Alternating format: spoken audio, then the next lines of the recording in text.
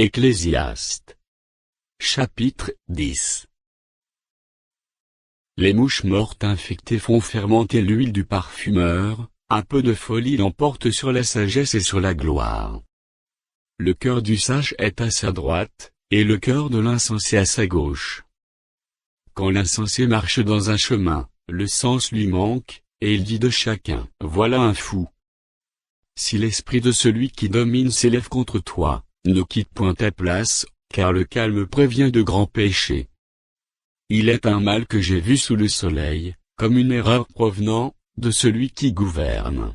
La folie occupe des postes très élevés, et des riches sont assis dans l'abaissement. J'ai vu des esclaves sur des chevaux, et des princes marchant sur terre comme des esclaves.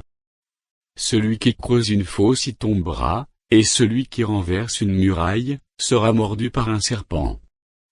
Celui qui remue des pierres en sera blessé, et celui qui fend du bois, en éprouvera du danger. S'il a émoussé le fer, et s'il n'en a pas aiguisé le tranchant, il devra redoubler de force, mais la sagesse a l'avantage du succès. Si le serpent mord faute d'enchantement, il n'y a point d'avantage pour l'enchanteur. Les paroles de la bouche du sage sont pleines de grâce, mais les lèvres de l'insensé causent sa perte. Le commencement des paroles de sa bouche est folie, et la fin de son discours est une méchante folie. L'insensé multiplie les paroles. L'homme ne sait point ce qui arrivera, et qui lui dira ce qui sera après lui?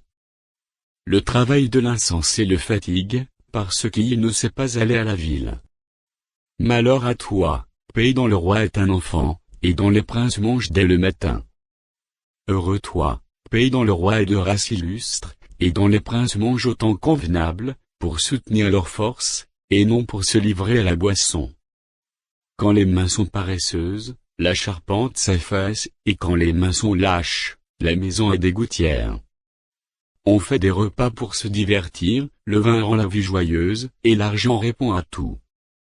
Ne maudis pas le roi, même dans ta pensée, et ne maudis pas le riche dans la chambre où tu couches, car l'oiseau du ciel emporterait ta voix, l'animal ailé publierait tes paroles.